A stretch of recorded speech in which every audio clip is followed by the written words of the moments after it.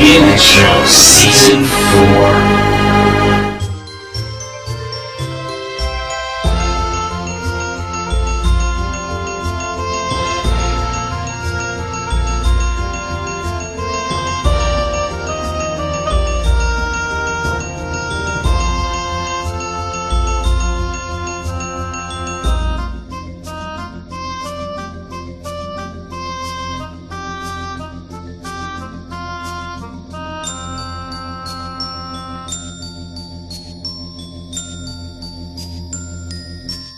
And welcome to the VMX show. I'm Necro VMX. This is Season 4, Episode 2, and I got an insane amount of show to get to you guys, mostly because of E3. Where's my E3? There we are. I watched the Sony, Microsoft, and Nintendo press conferences. I got a lot of news to get to. It's probably going to be one of those long shows that goes over an hour. But before I do that, let's get to your questions and comments. The song that we started with was from Pikmin 2. A little bit of Pikmin news coming over. And there's still no Pikmin on the Wii. Talk about that a little bit later, but let's get to your questions and comments. Yes. So Video Games asks, would you ever play this? And he gives me a link to a YouTube video on the VMX show. If so, please do so. If not, I completely understand because it's pretty, well, fucking annoying, but I find it amusing. His other songs include lyrics such as I'm Paris Hilton, Bitch I'm Mel Gibson, Bitch I'm Miley Cyrus. Yeah, he's got some problems. Anyway, looking forward to your E3 coverage. Well, let's see what that... You know, I would not do this, but since it's video games, let's see what the hell this is about. Lil B. I love them. I love video. Sega Genesis. Oh, what the fuck? I got a PlayStation with a mod chip. This is fucking horrible. Sega Dreamcast. Just list all the consoles you want and call it a wrap. That's enough of that. Wow. That's your lyrics. I'm just going to list all the consoles. He probably raps more later, but I couldn't deal with that. That was absolutely god-awful. I mean, holy shit. Well, okay, yeah, thanks for that, Video Games. Maybe he just really loves you, Video Games. But let's move on. Jazzmaster909 asks me, what is the longest RPG you've ever finished? And that's a loaded question. As for beginning to end game that took the longest, as in the actual gameplay, I would say Dragon Quest VIII, Journey of the Cursed King on PlayStation 2 was the longest, especially since I'm, a stickler for side quests and such. It took me about 80 hours. But then you'll have games like Morrowind and Oblivion that you could spend hundreds of hours just dicking around. So for longest RPGs, probably Dragon Quest VIII, but the game that I spent the most time on is definitely Morrowind. Payotai says, I have the MP3 for the song on the more recent Skyrim trailer. I was wondering if I could send it to your email so you could use it on the show. And also, if you need a guest for this week, I could talk about more Skyrim. All right. Well, we have a guest, so... I didn't get to answer you. I didn't have the chance to, but I think we've had enough Skyrim chat on the VMX show. Wait for more news to come out, really. Haven't seen much. As for playing the song, everybody's played the song and heard the song. I don't know. I want to hear a different song from that game. X Dialgas 361445X. It's a terrible name, but yes, if I've watched the Boondock show on Adult Swim. No. Wait, let me clarify that. Hell no. Okay, I'm going to move on. The Tracks of My Tears 1 says, hey man, what are your first impressions of the new Nintendo console? I'll talk about that a little bit later in the news section. And Iliad says, hey Nick, what is your favorite Opeth album? I already answered him, but I figured I'd answer him on the show as well. Still Life was my favorite Opeth album. Almighty Santa says, always wanted to know what your favorite, I think he's asking what my favorite genre of games is, but he did a little bit of a typo there that made it hard to read. I feel like I've answered this like a million times, but hey, what's a million and one? Fighting games and RPGs are my favorites. I don't know what to say is better than the other, but those are my two favorites. The All Gamerhead says, hi Necro, what is your favorite Valve game on PC and consoles? None of them. Chibikyo7, she was guest on the show last week. Said, I had a great time coming on the show and would love to be on the show again. Love to have you. And she puts a little face there that she said was supposed to be like a cute piggy face, but to me it looks like a Mr. Saturn. Jmeister25 says, do I listen to the Beastie Boys? They're alright. No big deal. I mean, I don't own any of their albums, but if they come on, I'll listen to them. Peyote, again, says, I'm so happy to see a return to the VMX show. Oy vey, why do jerks like that give my state a bad name? And I looked up the Dead or Alive article. But I don't know what you're talking about the state. Are you talking about, are you from, like, Sweden? Because I was talking about Sweden. Let me look at this. No, you're from the United States. I really don't know. You got to be a little more specific. I looked up the DOA article, of course referring to Dead or Alive Dimensions, because I almost thought you were joking. Damn, those people are idiots. But what do you think is going to happen to the Halo series now that 343 Studios is in charge? I think you mean Halo. You know what? I don't care. That's really what it comes down to. I'm so ambivalent and indifferent towards Halo that I don't like it, but I also don't hate it because I just don't care. Chubby Luigi says, holy crap, I still have my pre-order ticket. I must be referring to Duke Nukem Forever. I also kept it as a joke, and it looks like it was worth it. Well, I don't know how worth it is. The game's kind of getting very mediocre reviews, but I hope you enjoy it. He says, by the way, Necro, I totally disagree with you on the whole porn thing. The only reason I even watch porn is for the story. Also, your guest seems really nervous. Well, she was a little nervous, but that's also kind of the way she talks. If you watch porn for the story, then hey, that's good for you. But definitely know that most people do not do that. Video games, again. Cue Team America music. America, fuck yeah. The VMX show, fuck yeah. Coming again to save the motherfucking subscription box. A little awkward, but hey. Dark Phil Pick 28 says, in your opinion, what's the most overrated book series to come out in the last 10 years? That's easy. Twilight. I haven't read it personally, but I know a few people who did. As a matter of fact, I was just talking to my YouTube friend Kakeo Silverton yesterday, who read all 4 books and described to me in vivid detail how terrible they are. So there you have it. Razarath92 says, first question, who's the dumbest troll you've encountered other than Ramat Pack and that anime guy? Well, there's one guy out there who's like, we gotta get Nick with VMX off of YouTube because he doesn't like wrestling and he's a real jerk. And this guy has made like a lot of accounts. He used to have like a VMX hate group back when YouTube had groups.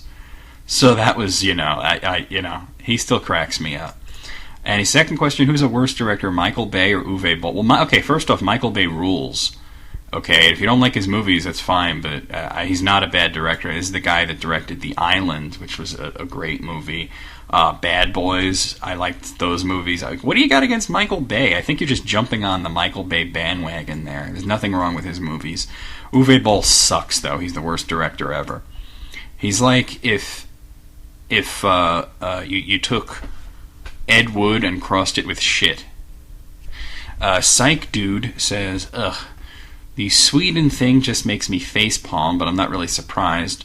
We don't really care about nudity, but when it comes to child porn, the politicians rage. Well, as they should. They should rage about that, but this is a video game. There's no porn in it. It's not even an adult game. This is a game that in Australia, where they're really uptight, got rated PG. So they should rage about the real deal, but this is just, it's a fighting game. There's no nudity in it. Let's see what else he says. There was once a talk about banning some mangas and punishing people for reading them just because they contain some underage nudity. Well, it's certainly questionable, but, like I said, those kind of laws were created to protect children, and when there's no children involved, there's nobody being victimized. I mean, really, like I said, those type of laws exist to protect children from being victimized, and that should be the main focus. Vibonacci says, can you send me the video where Songs of Doom and Doom 2 are compared with metal songs pre-93? Well, I never said there was a video. I don't know if there's a video. There might be. But if you go into Google and you type Bobby Prince is a filthy thief, you'll probably be directed right to Doomworld.com's forums, and they have like MP3 downloads and side-by-side comparisons there. So that's what you should check out. Dave Cornfan says, yeah, Season 4 bitches, loving the title card, really like the style. Glad you like it. I love that old-timey shit. Have you ever played Okami on the Wii or PlayStation 2? I got it recently for the Wii, and it's brilliant. It's got a big Zelda feel to it. If you've played it, I want to know your thoughts on it, and also the DS sequel. I have not managed to get a copy of Okami. That's one that has eluded me. Okami is definitely a game that I want to get, but just like I said, it's just eluded me so far. I'll get it, no big deal. Loving Season 4 already. Can't wait to hear the next ep. Well, you're listening to it now. Hope you're enjoying it. Thanks for all the great content. 2-hour-plus shows in a row. I think he's referring to List Critics was there too. Let's see. Mr. Lover of Ganja says, you bring up a good point. I don't know why Slapnut has a fan base either. I don't really remember what you're talking about, so I'm just going to move on. I'm sure that means something, but right now I'm drawing a blank on Slapnut. Roy's Story says, I'm surprised they didn't just change the characters' ages for the Dead or Alive thing. When they brought Snatcher over, they changed one girl's age from 14 to 18 because there was a part where she takes a shower, and that was nearly 20 years ago, too. Well, people are way more uptight now, and obviously they're very uptight in Sweden. 14 to 18 is a huge leap, and these characters are only like 16 or 17, so it's not that much of a leap. They could just say that it takes place a few years later and that these characters are older now. But they're not doing anything, just because you have the ability to take pictures of the characters. I mean, they don't even get naked. There's no nudity. Splashfire0x asks me if I like the Deftones. Yeah, well, I'm going to give you the same answer I gave when with the Boondocks thing. Hell no. Unique Technique says, do you really think the Nintendo Wii U will hold up with... Okay, we'll be talking about the Wii U later. I'm going to skip that.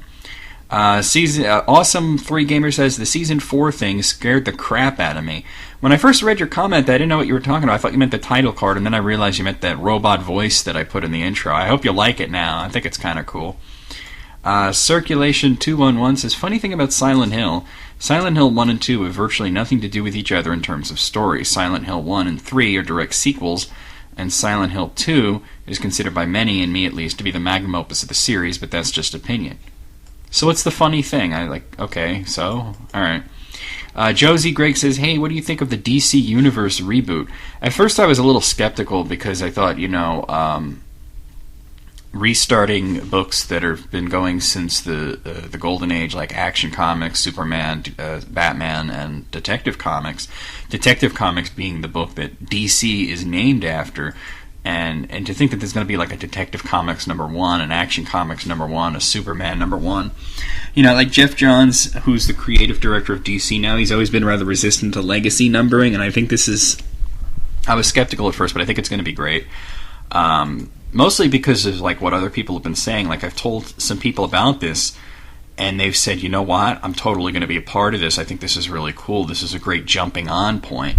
So I thought about it in those terms, and I think that like Marvel did something recently with Point One, a universal jumping on point, and I remember saying at the comic book store they kind of have the right idea with that, but this is sort of taking it another step forward. So yeah, I'm kind of digging. I just read like what all 52 books are and who they're getting on them and everything, and it looked pretty cool. Josie Gregg asks what I think of the... Oh, no, I just read that. Okay, Razarath92 says, rat shit, bat shit, dirty old twat, 69 assholes tied in a knot. Hooray, lizard shit fuck. Thank you for that, Razarath. You've just made the show slightly more awkward. Alright, so let's get to the news. Since there's so much of it, it's kind of ridiculous, but that's what we get when we do E3. So... we're going to talk about E3 right away. Let's talk about Microsoft's press conference, which was the first one. And if I could sum up Microsoft's press conference in one word, it would be fail. But I'm going to sum it up in a lot more words than that. But if I only had to use one word, it would be fail. And if I had 2 words, it would be epic fail. I don't know what the hell they're thinking. They didn't have any kind of intro or anything. They just went right into it with footage of Call of Duty Modern Warfare 3, which would make a cool intro if their controller didn't die almost right away. Like almost as soon as it started up, you see that message, please reconnect controller. Hey guys, this is E3. This isn't, fucking around at a friend's house. Make sure your controllers are charged or wire them. There were some sound glitches. I don't know if that was part of the presentation or if it was the stream I was watching. I only experienced it on the Microsoft stream and not on Sony or Nintendo. But who knows? But yeah, Call of Duty 3, Call of Duty Modern Warfare 3, it looked pretty cool. Nothing really to say about that. Definitely a good concept, Manhattan as a war zone. Then they went on to Tomb Raider. Now, Tomb Raider kind of looked like kind of almost survival horror-ish with some quick-time events, but it's definitely drawing a lot of inspiration from Uncharted, which, of course, was sort of what Tomb Raider should have always been to begin with. But, I really couldn't care much about Tomb Raider. I never cared about it. I never liked the series. And rebooting it is just like, okay, so what? EA Sports came out, and this is when the Everything Connect part of the presentation started. They talked about all their Connect shit. So EA talked about Connect support in Mass Effect 3, which seems to mostly be voice recognition and is totally optional, but still weird. They showed people talking, saying out the dialogue, shouting out commands to the squad while using a controller to move people around and shoot. So that's really more what I think Kinect support should be. I'm glad that it's not, required, of course. Then Ubisoft came out and showed Tom Clancy's Ghost Recon Future Soldier, which looked really cool until they showed that it's Kinect only. They use voice support and motion. It's heavy on the customizable weapons, and it looks like a cool game until you see the guy pretending to shoot an invisible gun, which is it looked retarded. I mean, he's holding this invisible gun and doing jazz hands to shoot. It was kind of pathetic. Then they showed a bunch of Xbox Live stuff, voice control for music and TV. Some good news about Xbox Live. YouTube will be coming to Xbox Live, Bing will be coming to Xbox Live, and Live TV will be coming to Xbox Live, which is kind of silly. So it's I could watch TV on my Xbox on my TV. Why don't you just turn the Xbox off and watch TV? Some guys from UFC came out and showed a mixture of live TV and events, and that you could use the Xbox to predict matches and other kinds of bullshit. I don't know.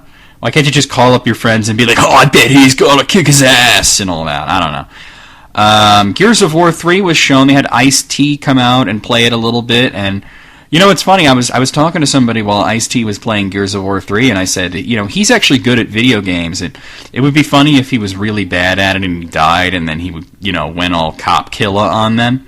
And as soon as I said that, they stopped, and Ice-T said that the game is so amazing that he's going to be reuniting with his rock band Body Count, who was famous for the song Cop Killer, and that they're going to be making a song for Gears of War 3.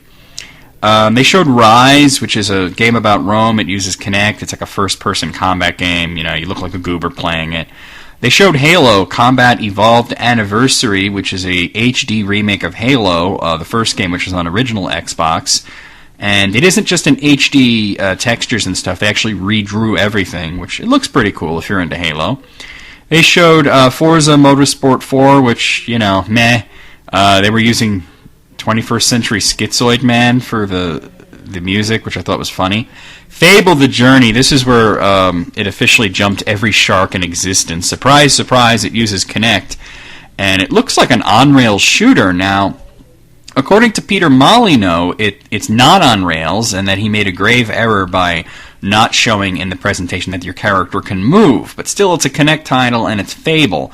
This is what Fable has been reduced to. Remember when Fable was supposed to be this epic RPG that was supposed to rival the Elder Scrolls, and now you're flinging spells out of the back of a wagon by waving your arms around like a 10-year-old playing Harry Potter? It's pathetic. They showed Kinect Disneyland Adventures, which I could best describe as what?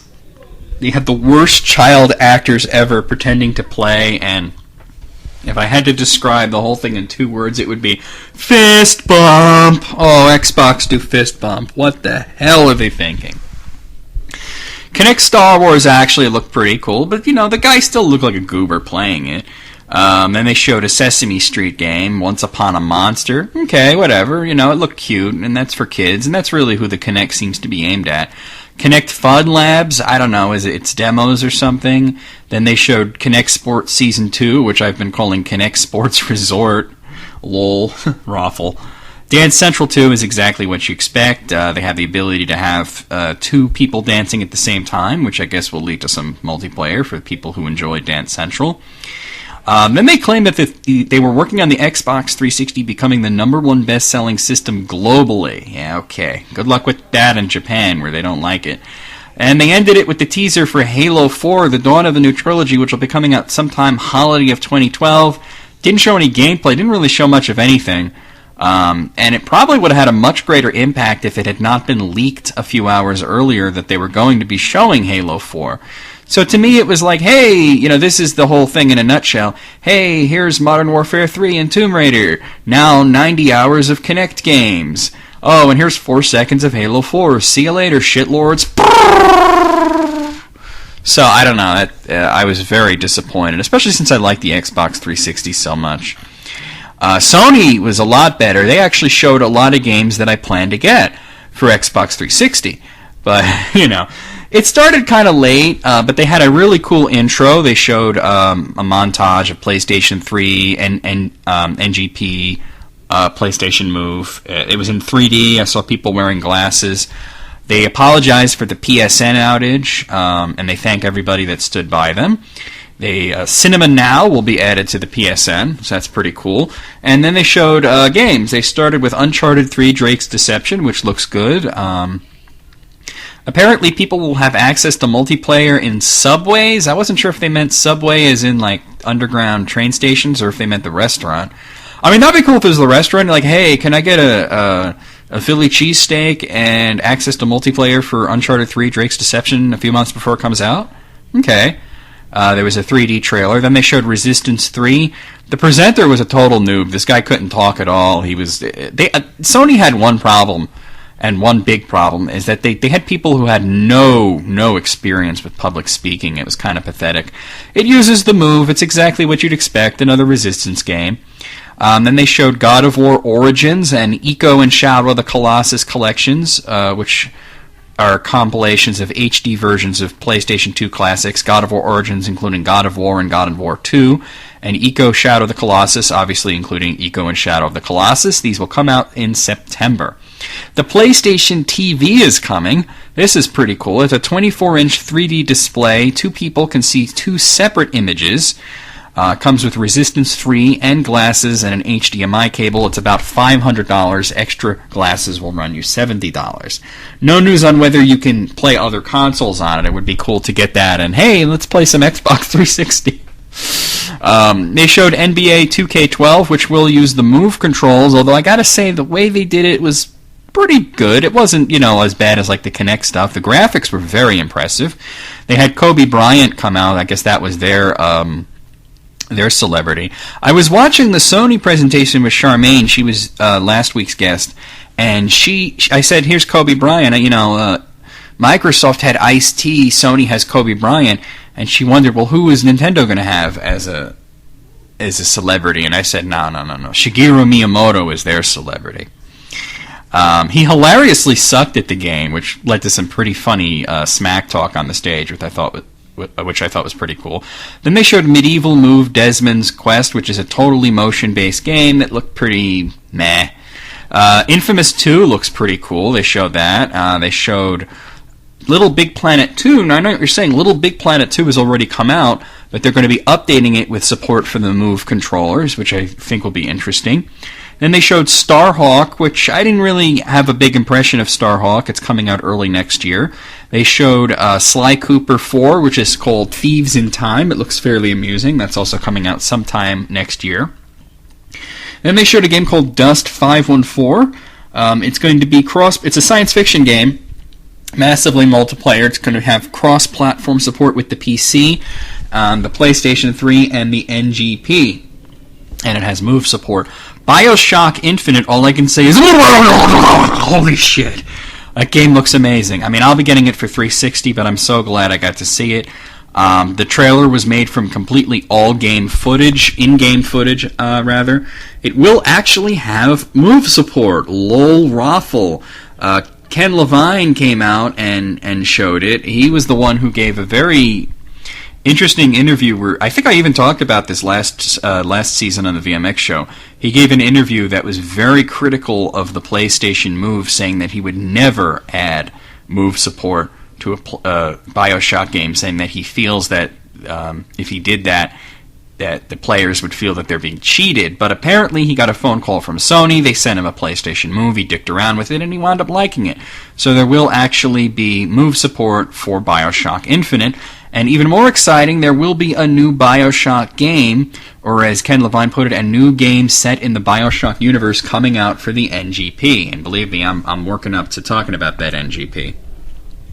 The PlayStation 3 version of BioShock Infinite will also contain the original BioShock, so that's pretty cool.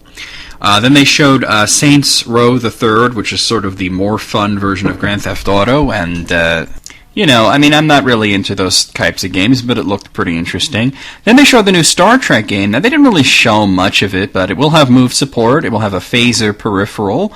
The PlayStation Network will have a prequel title to the game, which will also be Move-enabled, and they'll both be available in 3D. Then they showed SSX, the return of the other snowboarding series, the first one being 1080.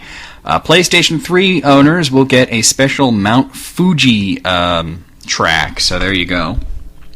Most of these games that they're showing at this point are multi-platform, and they focused on why you should get it for PS3, why the PS3 version is better. They showed Need for Speed The Run. PlayStation 3 owners will get extra content there. Battlefield 3, the PlayStation 3 version, will contain Battlefield 1943 as well. They showed PlayStation Suite, which is like a blanket term for new branding. It includes phones and tablets. And then we move on to what we all wanted to hear about, the NGP. It is officially called Vita, PlayStation Vita. I talked about that as a rumor last week, but now I can confirm it. It has front and rear touchpads, multi-touchpad on the front, dual analog, front and rear cameras, 6-axis control. It is cross-platform with the PlayStation 3. It does have cloud saving, and what that means is you can play a game on your PlayStation 3, stop it, save to the cloud, and then continue the game on your PlayStation Vita. The phone features, AT&T will be the carrier for the phone features. There's going to be two versions, a Wi-Fi only version, which is just the game console, and a 3G supported version, which will also have the PlayStation phone features. It has voice chat for PSN play with built-in microphones.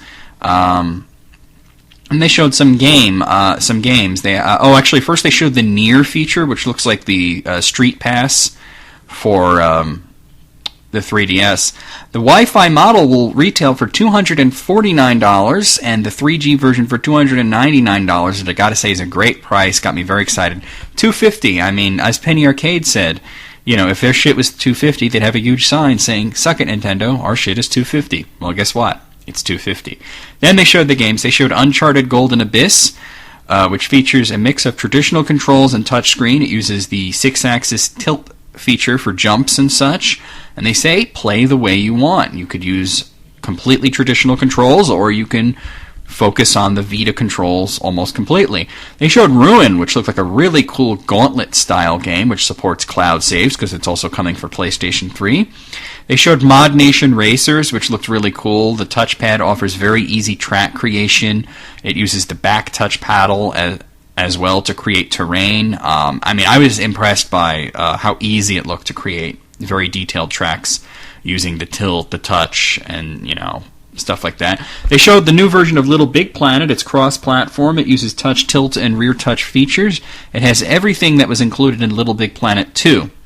And finally, they ended it with Street Fighter Cross Tekken, which will be coming to PlayStation Vita as well as PlayStation 3 and Xbox 360. And they showed that Cole from Infamous is confirmed as a character. Now, I don't know if that's only in the PlayStation Vita version or if he's in PlayStation 3. I kind of doubt that he would be in the Xbox 360 version, but there you have it. And they showed some gameplay of Cole fighting other characters, which looked really cool. So let's move on to Nintendo.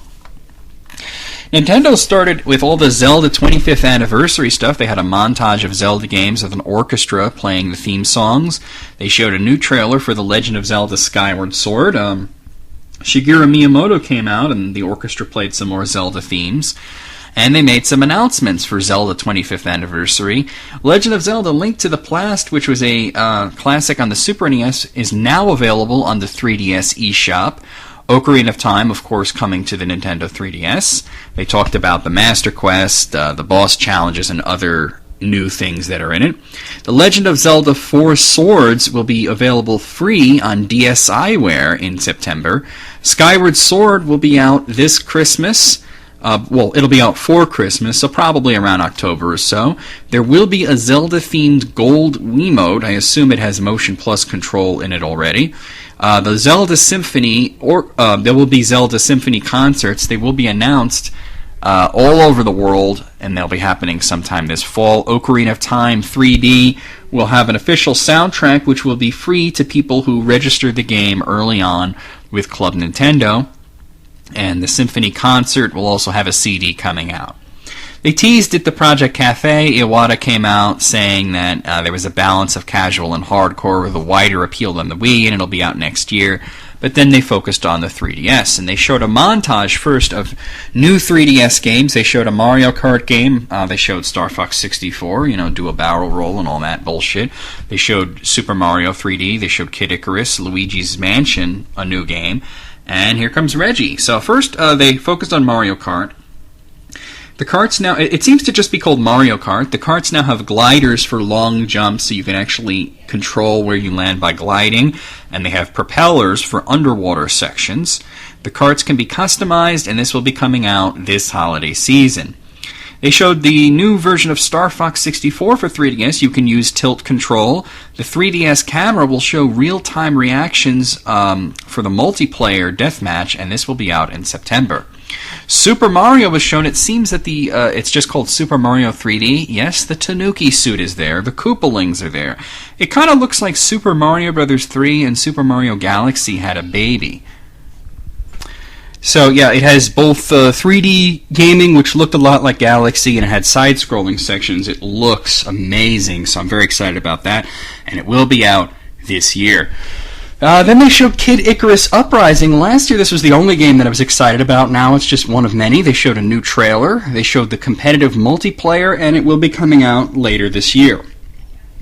And finally, Luigi's Mansion 2. That's right, the sequel nobody expected 10 years later. It looks a bit more action-oriented, but very familiar, and it will have several new mansions, not just one, so it will have some length to it. So you get the great gameplay of Luigi's Mansion on GameCube, but with more girth to it, so to speak. Then they showed a montage of third-party games. I tried to write them down as fast as I could. They showed Resident Evil: The Mercenaries 3D, Mario and Sonic at the London 2012 Olympic Games, Ace Combat 3D, Tetris, Cave Story will be coming to 3DS, Resident Evil Revelations, Driver Renegade, Pac-Man and Galaga Dimensions, Tekken 3D, and Metal Gear Solid Snake Eater 3D. And they showed that Game Boy and Game Boy Color games will be coming to the 3DS eShop, as well as classic console games, and they kind of hinted that classic Nintendo arcade games might also be coming. 3D Classics Excite Bike will be the first release, and it will be free. And they talked about Pokédex 3D for Pokemon. Its enhanced Pokédex 3D will be used for various features of 3DS to collect information. They talked about a lot of stuff like AR markers, and I don't really know Pokemon too much, so they were talking about how you could insert Pokemon into photos. It's only on the eShop, and it will be free with the system update. Let's talk about the big thing, the Project Cafe. It is officially called the Wii U, and they focus mostly on the controller. The controller has 2 analog sticks, 4 buttons on the front, 4 shoulder buttons, and a screen. Gamers can switch from TV to controller the controller screen. I've been calling the controller the Wii tablet. I hope that catches on. The tablet, it does function as a tablet. It has touchscreen gaming. It has a tilt center. It can zoom into the TV screen, which I think would be great for... imagine... I'm excited about this because they showed a lot of first-person shooters. Imagine playing first-person shooters where you're playing with normal dual analog 4-trigger control, and let's say you want to snipe somebody. You just raise the tablet up and you zoom in, and it just gives you that precision aiming that you want. Or imagine you use it to lean. leaning into first-person shooter is very important. You're at a corner, and you just move your tablet a little bit to the right, and just snipe. I think that it's just, it's got limitless potential. So that's what I think about the Wii U controller. But I'm not even done talking about it. Let's see, I mentioned the tilt sensor. Okay, it has motion control. It has video chat options. They showed a demo of a Zelda game. It looked like Twilight Princess in HD. And they showed using the touchpad on the tablet to control it. Well, not to control it, but to pick out items. So that looked pretty cool. Seamless, item changing. There's a stylus coming with it. The screen is 6.2 inches. It is in HD. It's backwards compatible with Wii games and accessories. No news on whether or not it will accept GameCube discs. The controller has a microphone. It has speakers. It has a camera. The Wii U transmits wirelessly to the controller. They did announce that they will be working on a new Super Smash Bros. Game for the Wii U, which will also be coming out for the 3DS. The graphics are damn impressive, although all the footage they showed were versions from PC, Xbox 360, and PlayStation 3. So we can actually expect that the Wii U versions may be looking a little bit better than what you saw. They showed Lego City Stories, that's in development for the Wii U and the 3DS, and then they showed various third-party developers talking about the Wii U. Darksiders 2 will be available, and it will be available at launch. They showed Tekken, Batman Arkham City, Assassin's Creed, Ghost Recon Online, and how hilarious is it that Ghost Recon Online on the Wii U is like a real first-person shooter, and the one on Xbox 360 is a fucking Kinect title. They showed Dirt Codemasters, Aliens, Colonial Marines, Metro Last Night, Ninja Gaiden 3. EA came out, they showed Madden, Battlefield, Harry Potter, Sims, a bunch of other games. It was going too fast for me to write everything down. But that's E3. That's what I got from it. So, I was very excited from Nintendo, especially the Wii U and the 3DS stuff. I was very excited from Sony, especially the PS Vita. Microsoft, I am disappointed. But, hey, whatever. I do have more news. A lot of it is stuff that came from E3 but was not right at those three conferences. So let's bring up my little news file here. Dead Island now has a release date and a new trailer. The new trailer shows actual gameplay and looks pretty amazing. And where's the release date? September 6th and September 9th in North America. Oh, so September 6th is the Europe, because I'm looking at a European thing. September 6th in Europe, September 9th in North America and Japan. So that's the release date for Dead Island, which looks really cool. Now, Nintendo, they focused on 3DS, they focused on Wii U, they didn't really show anything else, but at the end of the presentation, they showed logos of a whole bunch of games, and I couldn't help but notice that there were 2 Kirby logos there, even though they hadn't shown any Kirby games. Well, on the show floor, they quietly unveiled 2 new Kirby games, one for the DS and one for the Wii. So, Nintendo did say that they want to focus on having 4 active systems, the Wii, the Wii U, the DS, and the 3DS, so that's pretty cool. So, the one on the DS is called Kirby Mass Attack, and it kind of looks like Kirby and Pikmin had a baby, so that's pretty cool. And the Wii game is simply called Kirby Wii, and it looks spectacular. It has 4-player support, simultaneous like Super Mario Bros. Wii, except the characters don't play identically. You have Kirby, you have Meta Knight, you have King Dedede, and you have Waddle Dee, and all 4 of them play differently, so that looks like it's going to be a lot of fun. I do have some Wii U specs that came out after the presentation, and they have shown the prototype of the hardware, which looks like a tiny little Wii. But here we have some specs. The controller, 6.2-inch, 16 by 9 aspect ratio touchscreen. The battery is rechargeable. There's a power button, 2 slide pads, D-pad, A, B, X, and Y buttons, L and R buttons, ZL and ZR buttons, a home button, an accelerometer, gyro sensor, rumble, camera mic, speaker sensor, and included touch pen. The system will also recognize Wii controllers, including the balance board and classic controllers. It uses a 12-centimeter high-density optical disc that is created specifically for the Wii U. It is not a DVD. It can also use Wii discs, no idea of the capacity of the new discs.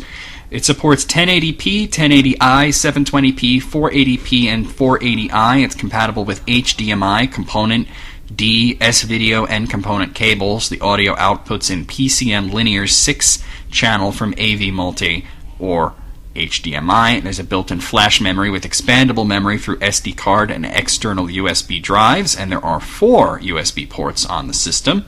And lastly, the processor is described as a multi-core processor based off of the IBM Power series. Of course, we'll probably be hearing more of that in the future, but that's some specs for people who are wondering. Nintendo also quietly announced a few other games. I mentioned the Kirby games. They did announce that Wii U will be the home of Pikmin 3. Now, I gotta admit, that kind of pissed me off. Why couldn't we get a Pikmin game on the Wii? We got 2 on the GameCube, and I've been looking forward to Pikmin returning for what seems like ages. And that just, it bugs me, I gotta admit. And I was talking to some other people, and it bugged them as well. So, and they didn't even show anything, but Miyamoto confirmed it at a roundtable event. Paper Mario was also shown for the 3DS, and that will be in 3D, of course, and it is once again an RPG, not like Super Paper Mario, so there's that. What else is there? I feel like I'm missing something here about... I mentioned Pikmin 3 already. Oh, yeah, they also showed a trailer for Mario Party 9, which will be coming to the Wii. Now, here's something that you didn't know from the presentation. Miyamoto talked about Game Boy and Game Boy Color games coming to the 3DS eShop like a virtual console, but there's actually a little bit of a little hidden feature. If you hold select as you load up the game, you get a rather cool little surprise emulated hardware display. So you'll get a border around it that looks like a Game Boy or a Game Boy Color. So that's actually pretty frickin' cool. If you're interested, if you bought anything on the 3DS eShop already, try it. Talk about Minecraft very briefly. Minecraft will apparently have some sort of Kinect support, and it will be exclusively on the 360. So, I don't know how they say it's exclusively on the 360 when it's already on PC, but maybe they're saying the finalized version will only be on 360, which would really piss off people who've been playing the beta version on PC for ages. But it will not be coming to any other systems. Let's see. I talked about the price of the Vita hardware, but I didn't talk about the games. They have announced that in America, at least, the games will retail for $39.99, making them $10 more expensive than PSP games, but still $10 less expensive than Wii games. As for the Wii U price, that's something that they didn't talk about, but Iwata did say that it will not be cheap, and it'll probably be more than the Wii was. The Wii initially retailed at $250. I'm expecting this to be more. I hope it's not too much, though. I think that's all. Yeah, that's all the E3 stuff. So I have a couple more news stories here not related to E3. Talk about Final Fantasy recently. Final Fantasy, as a series, has shipped over 100 million units. So here's a quote from Square Enix's president and CEO Yoichi Wada. "We are extremely proud of what the Final Fantasy franchise has achieved over the years and continue to be extremely excited about the future. I would like to thank all of our fans, partners, and development teams for their support."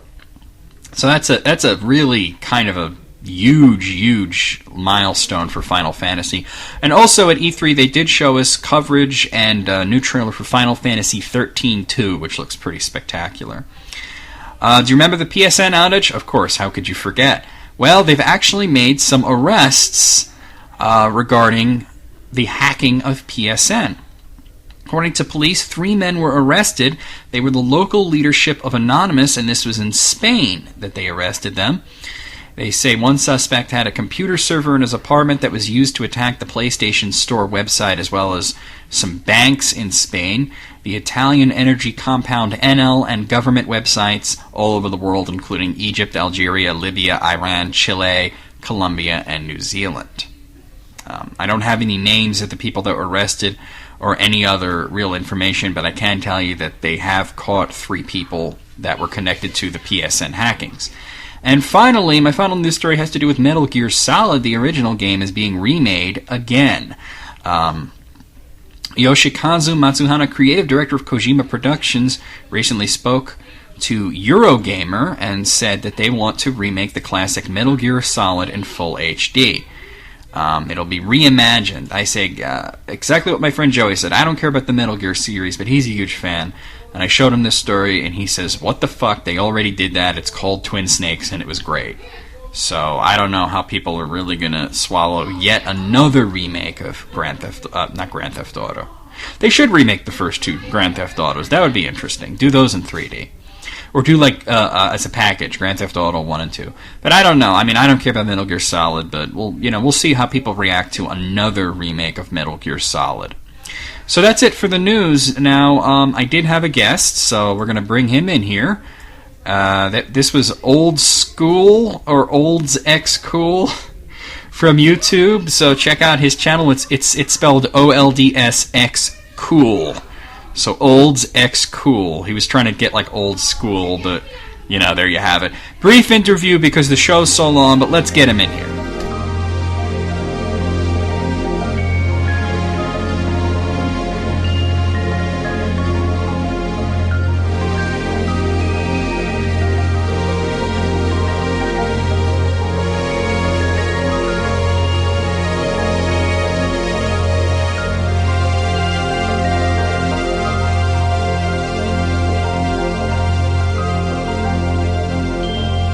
And Kenny's here on the VMX show. How you doing? I'm doing all right. Now, obviously, there's a lot of shit to discuss this week. So, first off, why don't we just get it out of the way? Tell me about your channel.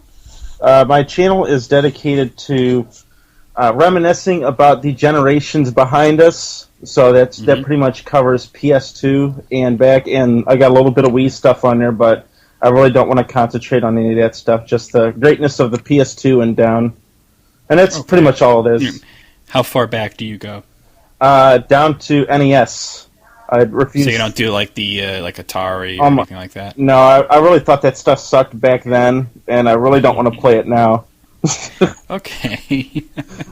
There was some good games on there, though. I mean, you can't argue with something like Space Invaders. Actually most of the games I played on Atari was most of the games I played on Atari were Target Fun and Asteroids. Well, Asteroids was better with the trackball thing. The other one I never even heard of. So Target Fun, it was also known as Air Sea Battle. Oh, okay, yeah, I think somebody kind of requested that one kind of recently, so yeah, I might be doing a video on that. Pole position, and I think that was primarily it. Air Sea Battle, pole position, and yeah. And what brings you here? Want to just talk about a subject that I think is kind of relevant now because we've got Nintendo. We got Nintendo with the Wii. Supposedly creating the all-new casual gamer, and there seems to be which is not a new thing at all. Yeah, well, but it seems to be that ever since Nintendo came out with the Wii, it's the line has really gotten skewed on what's considered quote hardcore and then also casual. And well, I mean, and I just want to jump in here for a second because the whole meaning of hardcore is hard to pin down. I think I've said it before. Is that when I remember hardcore just meaning somebody who played a lot of games and was good at them, not somebody with a superiority complex. Mm-hmm. While a casual gamer was somebody who played games every once in a while, and now it's sort of become this thing where casual means you play a certain type of games. Mm-hmm. And I could get behind that if that certain type of games is your, Wii Sports, your Kinect, and your Move titles. Mm-hmm. But now it's like people are saying, well, hardcore is only the M-rated titles, which I don't get because Blood and Guts. Anybody that I would define as a hardcore title is going to be playing the old school stuff. They're going to be playing Zelda. They're going to be playing Mario. They're going to be playing... Yeah, they'll be playing M-rated games too, but I think that there's got to be a wide variety of tastes there. Mm-hmm. And the people who are the young kids, really. I don't know how old you. How old are you? I'm 33. Okay, so you're actually only the second guest I've ever had on the show that's actually older than I am. Yeah, I'm an old fart. Sorry. Yeah, so I had Joe on. He's a couple of years older than me, and then there's you. But it seems to me that, and I think you'll agree with me, being in my age group, that the younger kids that identify themselves as hardcore have a very limited amount of games that they play. pretty much Call of Duty. Yeah, well, yeah, Call of Duty, the sports games, the first-person shooters, and occasionally they'll venture into like a God of War type of thing. Right. But not, but only because it has tits. Well, I don't know how they looked in God of War 3. They still looked quite polygonal, and they didn't do too much for me in God of War 1 and 2. They may look better in God of War 3. Oh, I would think on a PS3 they should be able to render a boob, but video game nudity just kind of makes me laugh. Yeah, I mean, I think that's mostly what it was in there for in the PS2 days. If you didn't achieve the moves quite right, she's like, "Oh, I wasn't done yet." Yeah, but I mean, if you're Kratos, do you really care? Yeah, that's like, yeah, so well, what? Like, I am, so, He Over, doesn't bitch. strike me as a very, sensitive guy. I think he just, I'm surprised he doesn't rip their heads off after he's done. Hey, he's still got to get what he needs. Then he can rip their heads off, whatever. I wasn't alive! Shut the hell up. Yeah.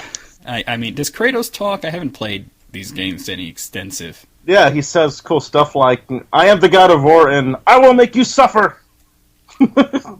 That's pretty much all he says.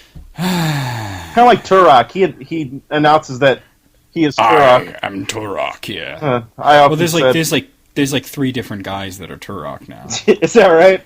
You had the old Indian guy who was in the original Nintendo 64 game.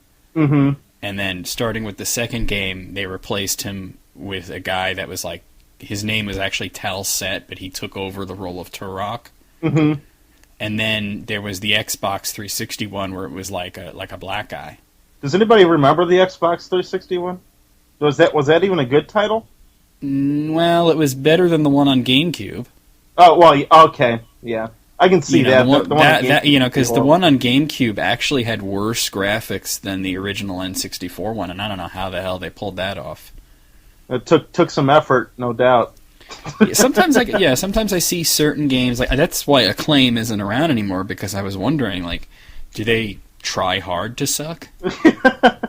It would seem so in some cases. Well, it's interesting that you mentioned that the first and second Turok had different actors for Turok, because the one in the first one was very silent, like, "I am Turok," and then the second one was, "I am Turok." Well, it was also supposed to be a different character if you read the little comic books that came with it.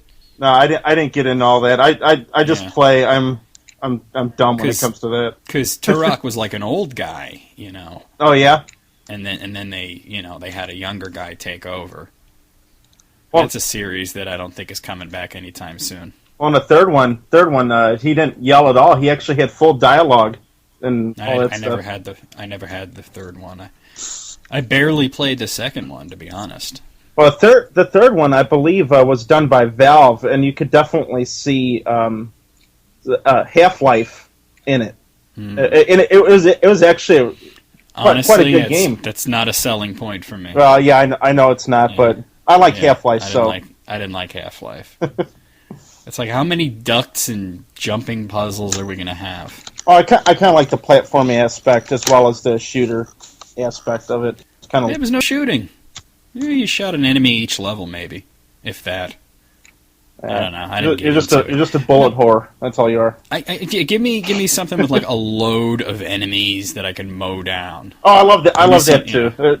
Half-Life is kind of like it's kind of unusual for me to like that kind of game, but yeah, I ended up liking it. I mean, when you hear the term casual gamer, what image does that construct for you?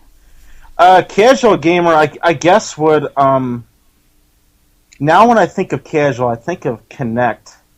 And that's funny. When I watched the 3 major E3 presentations.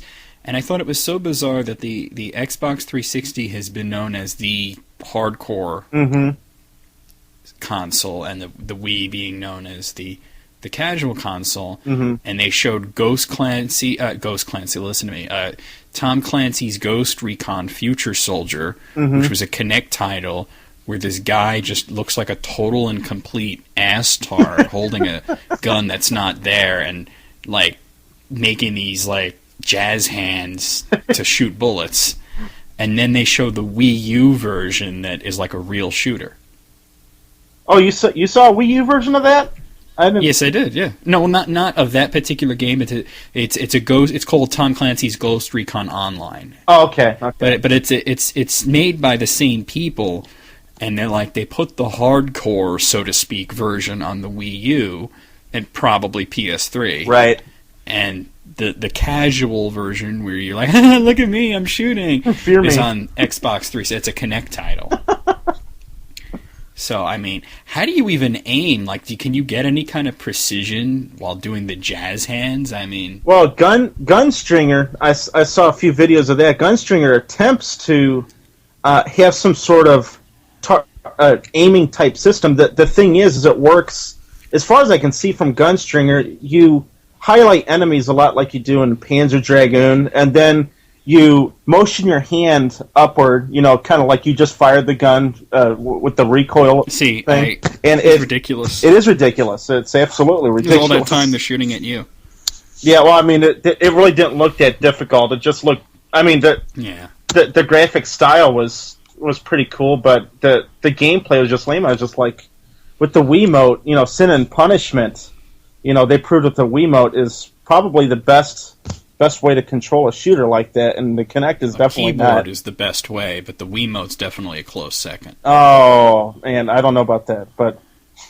Keyboard... well, you've seen me play Doom, right? Uh-huh. I know, I can play Doom pretty good on a keyboard, too, but... Yeah, I mean, that's keyboard and mouse. That's, that's the best way to do it. It's pretty good. I didn't take to it right away. I was like, man, how do people ever get this WASD control down? It's just... Well, that's what I said. How do people deal with this Xbox controller when I was trying to play BioShock? Oh, for sure. After I got used to the PC controls, I could play Doom like it's a champ. It's far superior to a controller. The Wiimote, I played the Conduit and I played GoldenEye, and that's a very good setup for a first-person shooter. The only problem that I would have is that anytime I would accidentally point to the outside of the screen, it would kind of jitter a little. It does take some doing to keep your hand steady and to figure out where you're going to keep your hand so it's not going to get tired. What part of your leg you want to rest on. I would just rest my hand on my knee or something. But I found that Metroid Corruption did the jittering a little bit more, but thankfully that game did not require as much pinpoint accuracy anyway. So if you get in my experience, if you have jittering in FPSs, turning up the Wii sensitivity for the sensor bar. No, it wasn't that. It was because sometimes the cursor would go off the screen.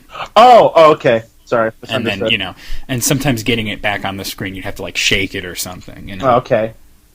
But I mean, it's the weird, and now Nintendo is we're trying to get back to the core and get people saying, hey, yeah, this is just as good as Xbox or PlayStation 3, if not better. Mm-hmm. But they're not abandoning that casual core that made them so much money over the past 6 years. Oh, that'd be a smart thing for them to keep that, absolutely. Yeah, and I mean, I gotta say, obviously they showed a lot of first-person shooters, and I was thinking, aiming with the tablet looks really cool. Getting that zoom in, you know what I'm saying? Yeah, you mean controlling it like you do on the DS? Well, no, they showed where somebody was holding the tablet like a normal controller with dual analog and the 4 triggers, and controlling it. But then when they wanted to zoom in, say you have a something with a scope, like silent scope, hold or the tablet up, or just anything like with the sniper rifle or anything that you need to zoom in. Yeah. They hold the tablet up to the screen, and it would give you a zoomed-in view. Oh, I see what you're saying. On the television, and that I thought, then you could just, headshot whatever, and then move on.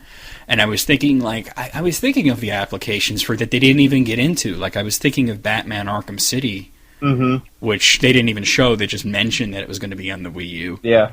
But I was thinking, wouldn't it be awesome if you had a HUD-less TV screen, and then on the tablet was your detective mode? Mm-hmm. which makes sense to people who played Arkham Asylum. I don't know if you did. I played a very little of it. I played most of the action part of the demo at my brother's house because I don't have the high def consoles.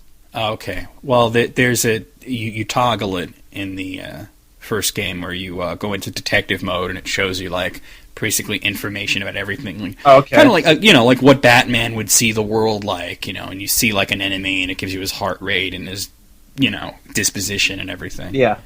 And it's pretty much required to get through the game. Mm-hmm. But I thought it would be cool if they showed that on the tablet while on the screen you're seeing everything crystal clear. Mm-hmm. Well, imagine all the people who would complain, I gotta hold my arms up. Well, no, all you have to do is look down. I mean, there would be the option, of course, to toggle it normally, but I think that would be a cool thing where you could use the detective mode because it would kind of turn everything into looking like night vision, but still see the true colors on your television. But this is going to make a lot of sense to someone who played the game. You there? Yeah, I'm here. I thought I lost you for a second. Skype just cut out.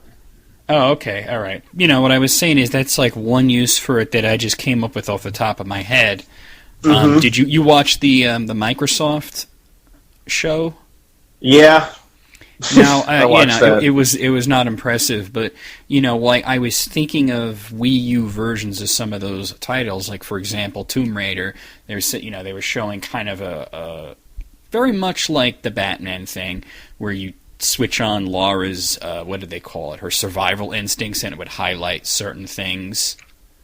Mm-hmm. So sort of like that. That's my best way, except it highlights like everything. That's sort of my best way of describing what that detective mode is like. Yeah, I don't know if you heard me before we cut off, but I said imagine about all the people who would complain that they have to hold their arms up to do that. Yeah, but you don't have to hold your arms up to do it. You would just press a button. Who said anything about holding your arms up? Oh, you're talking about just not like pointing at the screen, but just having it. Oh, okay. Just having regular view on one screen and detective view on another. Oh, okay. Instead of having to toggle constantly. So I think that would work. I mean, the idea of holding it up, that is pretty neat. But yeah, your arms would get tired. I mean, you got to have multiple control styles, especially with a device like that. Mm-hmm. Now, what did you think of the PS Vita? Well, actually, I thought all the extra stuff that they could do, you could do with it. You could connect it to about all the connectivity with the PS3, the cloud saving, all that thing, stuff. That stuff was pretty cool and impressive. I was kind of underwhelmed because it's yet another platform with just better graphics. When it comes to the portable gaming scene, I'm not too overly impressed with much because for some reason, for portable gaming, I don't need the utmost graphical power because I'm perfectly fine playing the GBA still, to be honest. Well, I have the PSP. I love the PSP. The games that I tend to play with it are more RPGs and stuff anyway, so they don't have those huge graphics like that anyway. Like, I'm playing through Final Fantasy IV for the 40 millionth time, except I'm playing the PSP version right now. Yeah, they did. The PSP actually did have a game that I really wanted to play, and I actually didn't have the means to play it before. I do now, but I wanted to play Gradius Gaiden, or actually it's probably Gradius Gaiden. I think don't you mean Gradius Galaxies?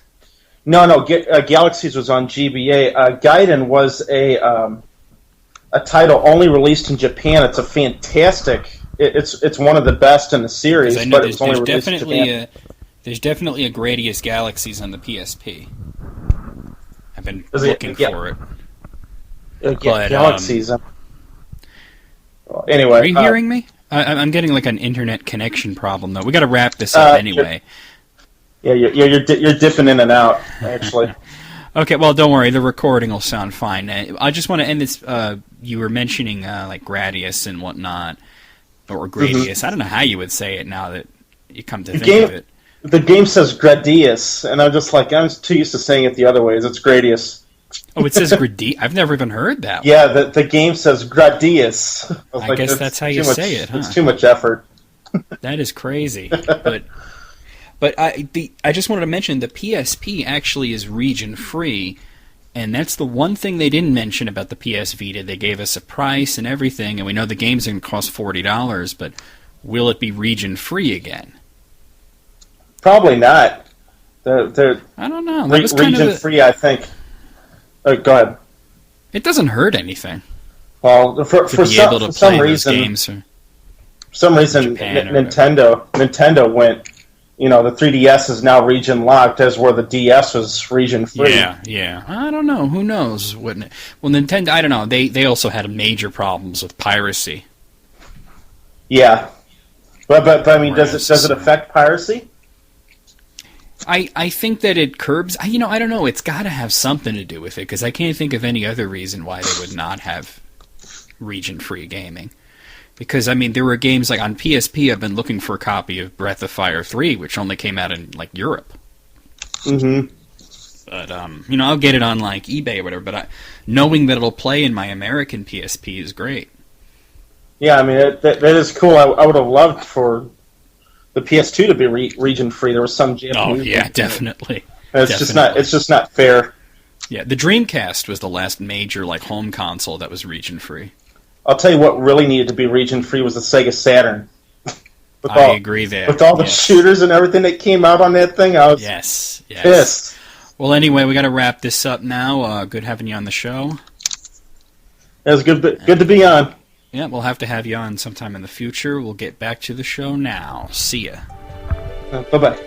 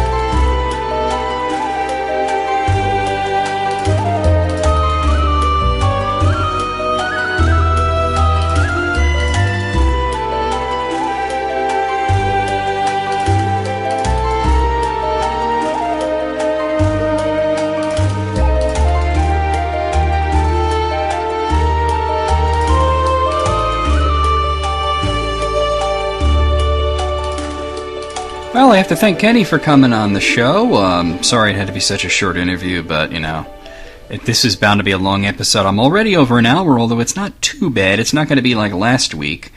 So let's get to the sales figures. Before I do that, actually, that was from Final Fantasy IV, the complete collection on PSP, the Troyes song.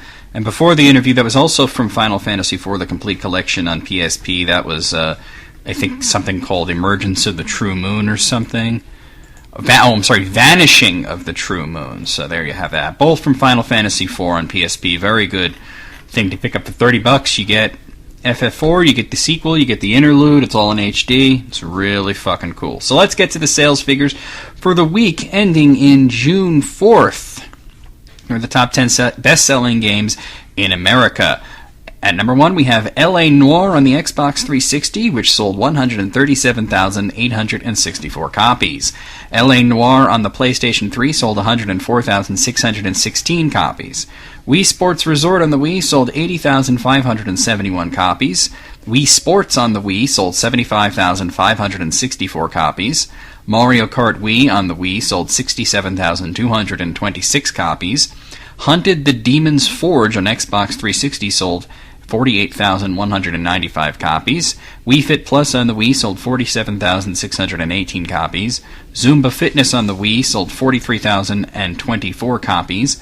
Just Dance 2 on the Wii sold 39,432 copies. And Portal 2 on the Xbox 360 sold 35,210 copies. Moving over to Japan, at number 1 we had Biohazard The Mercenaries 3D. We would know that as Resident Evil The Mercenaries 3D. On the 3DS sold 59,534 copies. One Piece Unlimited Cruise SP for the 3DS sold 17,941 copies. Dragon Quest Monsters Joker 2 Professional on the DS sold 11,172 copies. Battle and Get Pokemon Typing DS. Typing, huh? That's on the DS. That sold 10,968 copies. Troy Musu, which we know as Warriors Legends of Troy on the PlayStation 3, sold 10,314 copies. At number 6, Phantom Breaker on the Xbox 360 sold 10,282 copies.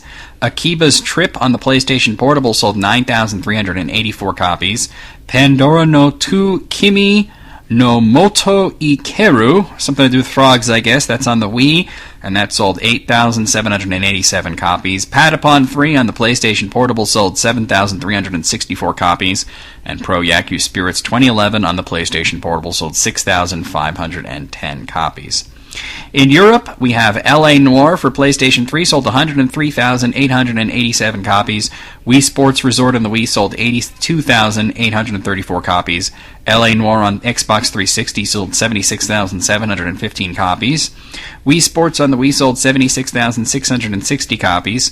Mario Kart Wii for the Wii sold 57,461 copies. Dirt 3 for Xbox 360 sold 41,181 copies. Dirt 3 for PlayStation 3 sold 40,023 copies. Zumba Fitness for the Wii sold 38,267 copies. Pokemon Black and White version for DS sold 35,295 copies. And The Witcher 2 Assassins of Kings on PC sold 33,563 copies.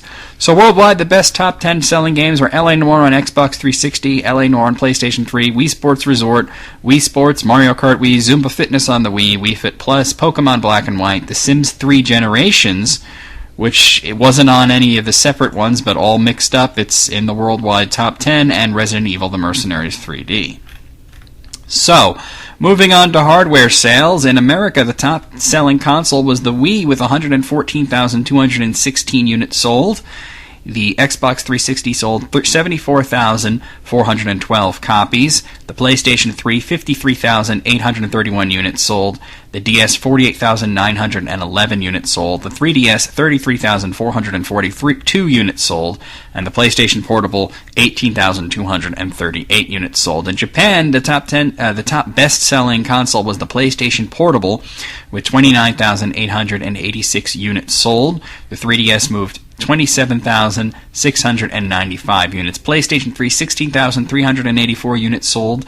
DS, 7,392 units sold. The Wii, 6,444 units sold. And the Xbox 360, 2,380 units sold. In Europe, the Wii was the best seller, 112,075 units moved.